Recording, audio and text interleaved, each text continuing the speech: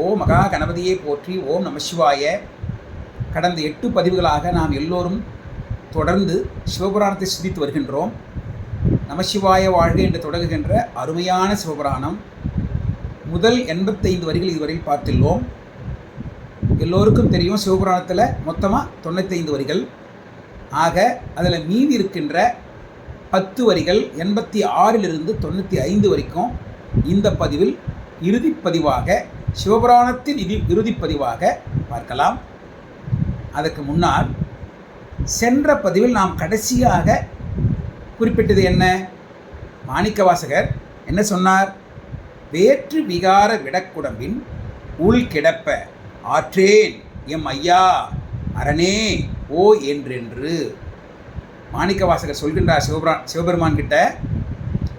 பலவிதமான விகாரங்களை அடைந்த இந்த உடம்பில் இனிமேலும் என்னால் என் ஆன்மாவால் இருக்க முடியாது, தாங்க முடியாது. நான் எல்லா துன்பங்களையும் பட்டுவிட்டேன். தயவு செய்து என்னை ஆட்கொள்ள வேண்டும் எந்தன் தந்தையே, என் அப்பனே, ஐயா, இறைவா, அரணே, சிவபரம்பொருளே, சிவசிவனே அப்படின்னு ஓலமிட்டு ஏங்குகிறார். இதை நாம் பார்த்தோம். அதன் தொடர்ச்சியாக இந்த பதிவில் சிவபெருமானை மனம் உருகி வேண்டுபவர்கள், மனப்பக்குவம் அடைந்து இனி எனக்கு இந்த பிறவி வேண்டாம், அந்த நிலையை உணர்ந்த அன்பர்கள், அந்த பக்தர்கள் வேண்டும் பொழுது, சிவபெருமானை புகழ்ந்து வேண்டும் பொழுது என்னென்ன நடக்கும்? போற்றி புகழ்ந்திருந்து பொய்க்கெட்டு மெய்யானார், மீட்டிங்கு வந்து வினைப்பிறவி சாராமே. அந்த மாதிரி சிவபரம்பொருளை மனம் உருகி அன்புடன் வேண்டுபவர்கள் தான் பட்ட துன்பங்களை கூறி, தன் ஆன்மா களைத்து விட்டது, சளைத்து விட்டது, இனிமேலும் இந்த ஆன்மா உடம்பில் இருக்க தாங்காது, அப்படி மனமுருகி வேண்டுபவர்கள் எப்படியெல்லாம் சிவபெருமானை புகழ முடியுமோ அப்படி போற்றி புகழ்கின்ற அன்பர்கள் போற்றி புகழ்ந்திருந்து அவர்கள் என்னவார்கள்? பொய் கெட்டு மெய்யானார். இந்த பொய்யான உடலை கெட்டு, இந்த பொய்யான உடலை விட்டு மெய்யாவார்கள், மெய் வடிவம் பெறுவார்கள், உண்மையான வடிவம் பெறுவார்கள். இந்த உடல் எத்தனையோ பிறவியில் நம்ம எடுத்து வந்திருக்கோம். ஒவ்வொரு பிறவியில் ஒவ்வொரு உடல். ஆகவே இந்த உடல் பொய்யான உடல், இது என்றும் நிலைத்து நிற்கக்கூடிய உடல் அல்ல, பொய். மெய்யாவார், மெய் வடிவம் பெறுவார்னா என்ன? அப்போ எல்லோருக்கும் தெரியும், சிவபெருமானுடைய திருவடிகள் மட்டுமே என்றும் நிலைத்து நிற்கக்கூடியது. அதுவே உண்மையான வடிவம். அந்த வடிவத்தில் இந்த ஆன்மாக்கள் சென்று சேரும். அதுவே உண்மை வடிவம். அப்படி ஆயிடுவாங்க. சிவபெருமானை மனம் உவந்து மனப்பக்குவம் அடைந்து சிவபெருமானை எப்படியெல்லாம் போற்ற முடியுமோ அப்படி போற்றி வணங்கும் அன்பர்கள். போற்றி புகழ்ந்திருந்து பொய்க்கெட்டு மெய்யானார். அவர்களை சிவபரம்பொருள் மீட்டிங்கு வந்து வினைப்பிறவி சாராமே. நாம் செய்த வினையின் காரணமாகத்தான் நாம் இந்த பிறவி எடுக்கின்றோம். அப்படி மெய்வடிவம் பெற்ற அன்பர்களை சிவபரம்பொருள் மீண்டும் மீட்டு இங்கே கொண்டு வந்து இந்த வினையின் காரணமாக பிறக்கின்ற பிறவியில் சேர்க்க மாட்டார். மீட்டிங்கு வந்து வினைப்பிறவி சாராமே.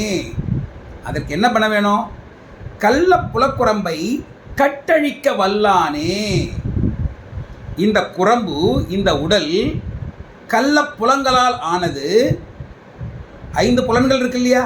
இந்த 5 புலன்களும் கள்ளத்தனமாக வேலை செய்கின்றன, வஞ்சனை செய்கின்றன. நல்ல முறையில் அவைகள் என்னென்ன வேலை செய்யணுமோ அந்த வேலை செய்வதில்லை. ஆகவே வஞ்சனை செய்கின்றன.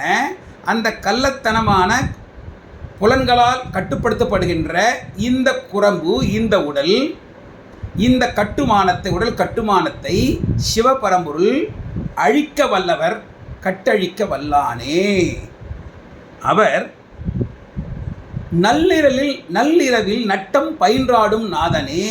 அந்த சிவபரம்பொருள் நல்ல இருள் நேரத்தில் நடனம் ஆடுகின்றார். அது என்ன நள்ளிரவு? ஊழி காலத்தில் இந்த உலகம் முழுவதும், உலகத்தில் இருக்கின்ற அத்தனை உயிரினங்களும் சிவபரம்பொருள் இடத்தில் சென்று ஒடுங்கிவிடும். இந்த உலகத்தில் வேறு யாருமே இருக்க மாட்டாங்க, சிவபரம்பொருள் மட்டுமே இருப்பார். அவர் அப்பொழுது நடனம் ஆடுவார். அதுதான் நள்ளிருளில் நட்டம் பயின்றாடும் நாதனே. அம்பாள் மட்டும் சிவபெருமான் நடனத்தை பார்த்துட்டு சாட்சியாக இருப்பாங்க. நள்ளிரலில் நட்டம் பயின்றாடும் நாதனே, தில்லையில் கூத்தனே. அந்த பரம்பொருள் அண்டங்களை கடந்து நள்ளிரவில் நடனமாடிக்கொண்டிருக்கின்ற மிக உயர்ந்த நிலையில் இருக்கின்ற பரம்பொருள் நம் மீது வைத்திருக்கின்ற கருணையின் காரணமாக மண்ணுலகத்திற்கு வந்து நமது சிதம்பரத்தில், நமது தில்லையில் நடனமாடி நமக்கு அருள் செய்கின்றார். தில்லையில் கூத்தனே, தென்பாண்டி நாட்டானே. அந்த பரம்பொருள் தென்னகத்திலே பாண்டி நாட்டை உடையவர். பாண்டி நாட்டான் மதுரையில் தானே. மதுரை மீனாட்சி அம்மனோடு சேர்ந்து சொக்கநாதனாக, சோமசுந்தரனாக சிவபெருமான் கால் மாறி நடனமாடி அரசாண்டு கொண்டிருக்கின்றார். தென்பாண்டி நாட்டானே, அல்லல் பிறவி அறுப்பானே. நாம் துன்பப்படுகின்ற இந்த பிறவி, அல்லல் படுகின்ற இந்த பிறவியை அறுத்தெறிந்து அருள் செய்யக்கூடியவர் சிவபரம்பொருள். அல்லல் பிறவி அறுப்பானே, ஓ என்று சொல்லற்கு அரியானை. சிவபெருமானை எப்படியெல்லாம் புகழ்வது, அவருடைய உண்மையை எப்படி அறிந்து கொள்வது அப்படின்னு புகழ்வது யாராலும் முடியாத காரியம். நாம் ஏற்கனவே பார்த்தோம், வேதங்களால் சிவபெருமானை தனக்கு தெரிந்த மந்திரங்களால் சொல்ல முடியவில்லை. தேவர்களாலும் நன்கு ஆராயத்தக்க ஞானமுடைய அறிஞர்களாலும் முனிவர்களாலும் சிவபரம்பொருளை அறிய முடியாது. ஏன் பிரம்மாவாலும் விஷ்ணுவாலும் கூட சிவபெருமானை அறிய முடியவில்லை. அப்படி எங்கும் பரவியிருக்கும் சிவபரம்பொருள், அண்டங்களை தாண்டியும் பூமியை பிளந்தும் இருக்கின்ற சிவபரம்பொருளை நாம் எப்படி போற்றுவது? எப்படியோ நமக்கு தெரிந்த வகையில் ஓ என்று சொல்லற்கு அரியானை. அப்படி அவரை போற்றுவதற்கு தெரியவில்லை நமக்கு. அப்படி தெரியவில்லை என்றாலும் சொல்லி திருவடி கீழ், அவருடைய திருவடி கீழ் நமக்கு எவ்வளவுதான் தெரியுமோ அவ்வளவு, அந்த அளவுக்கு அவரை புகழ்ந்து பாடி சொல்லுபவர்கள் சொல்லிய பாட்டின் பொருள் உணர்ந்து சொல்லுவார். நம்ம இதுவரைக்கும் சொல்லி வந்தோம் இல்லையா சிவபுராணத்தை? இந்த பாட்டின் பொருளை உணர்பவர்கள். இது இந்த பாடல்கள் மட்டும் வச்சுக்கூடாது, சிவபுராணம் மட்டும் வச்சுக்கூடாது. சிவபெருமானை நோக்கி, சிவபெருமான் பெருமையை நோக்கி எந்த பாடலாக இருந்தாலும் அந்த பாடல்களையும் சேர்த்து சிவபெருமானின் பெருமைகளை கூறுகின்ற பாடல்கள். நாம் இப்பொழுது பார்த்து வருகின்ற இந்த சிவபுராணம் இந்த சொல்லிய பாட்டின் பொருள் உணர்ந்து சொல்லுவார். இந்த பொருளை நாம் உணர்ந்து சொல்ல வேண்டும். பாட்டின் பொருள் அறிதல் வேறு, உணர்தல் வேறு. ஒரு பாட்டு இருக்கு, அந்த பாட்டை படித்து அந்த பாட்டின் பொருள் நம்ம தெரிந்து கொண்டோமே ஆனால் அந்த அறிவு நமக்கு இருக்குது. அதை மற்றவர்களுக்கு நம்ம விளக்க முடியும். அந்த பாட்டும் அந்த பாட்டின் பொருளும் நமக்கு தெரிந்த அறிவு இருக்கின்றது. ஆனால் உணர்ந்தோமா? கிடையாது. உணர்வது என்பது பாட்டின் பொருளை அறிவதற்கு மேலாக பல படிகள் உடையது.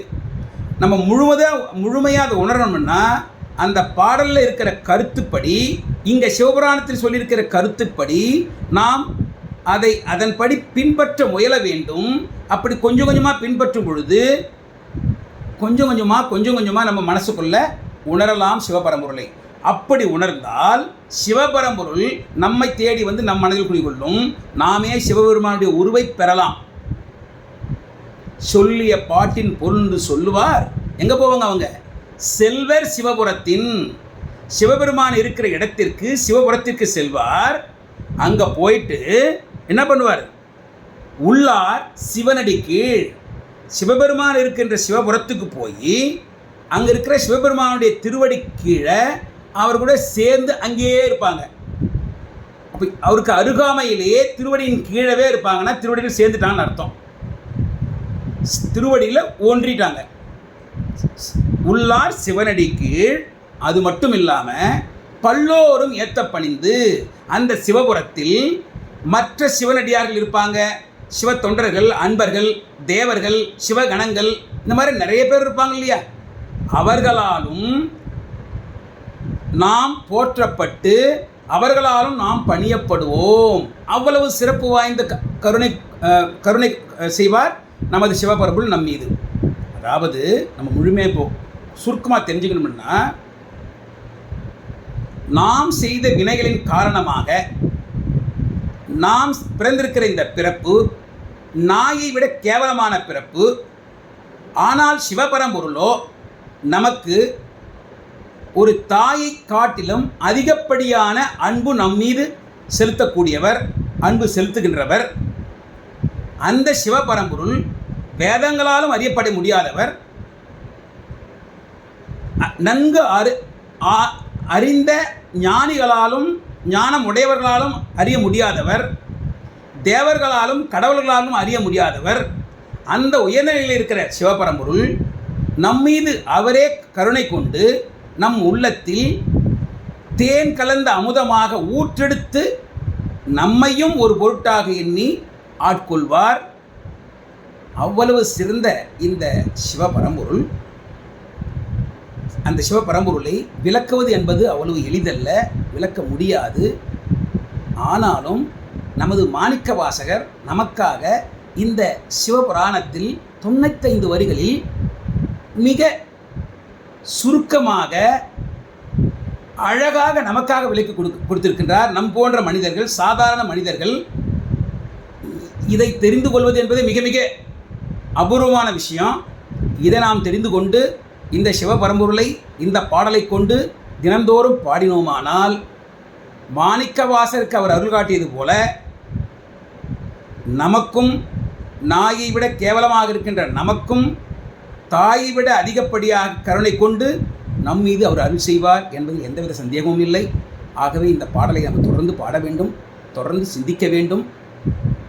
நாம் செய்த வினைகளை சிவபரம்பொருள் வேறறுக்கும் இந்த உடல் கட்டுமானத்தை அறுத்து நமக்கு அருள் செய்யும். திருச்சிற்றம்பலம். தென்னாளுடைய சிவனே போற்றி, எந்நாட்டருக்கும் இறைவா போற்றி, காவாய் கனக திரளே போற்றி, கைலை மலையானே ஈசனே என் அப்பனே போற்றி போற்றி போற்றி போற்றி. தவறாமல் உங்கள் கருத்துக்களை அந்த கமெண்ட் செஞ்சு பதிவு பண்ணுங்கள். ஓம் நம சிவாய.